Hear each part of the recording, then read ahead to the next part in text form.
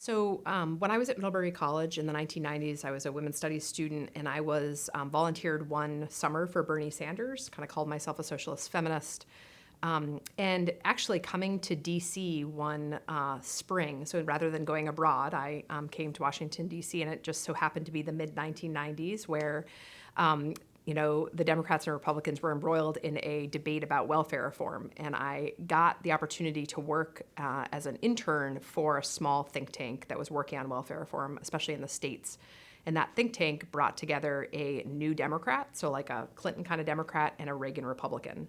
And what I learned at that time, which I hadn't known before, which is kind of amazing, but this Reagan Republican really, really cared about the poor, as did the New Democrat. And it was the first time I was kind of open to a different sort of way of thinking.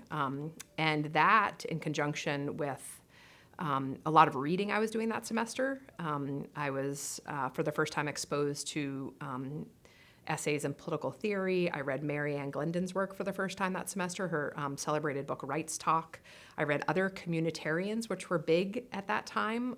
So it was a sort of bipartisan group of scholars who were really kind of, criticizing the liberalism, the individualism of sort of America and looking to supply sort of rich or think more about the importance of kind of thick communities. So Michael Sandel, Emma Tazioni, others.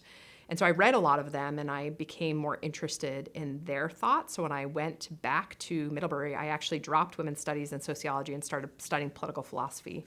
And I fell into the hands of two students of Leo Strauss there at Middlebury, and started studying ancient texts with them, but also modern political philosophy as well. So it was my first introduction to Plato and Aristotle. And when they're taught by Straussians, you actually really read the text and really allow the text to really speak to you. So I really became very enamored with the ancients then, but then also with the study of political philosophy and how philosophy could inform my search for the truth in a way that I hadn't really thought of. I mean, I was kind of your typical college student where I thought I sort of knew everything and, had really thought questions of social justice, issues of, women's rights, women's equality, and especially sort of, concern for the poor. I sort of saw those at first as kind of political issues.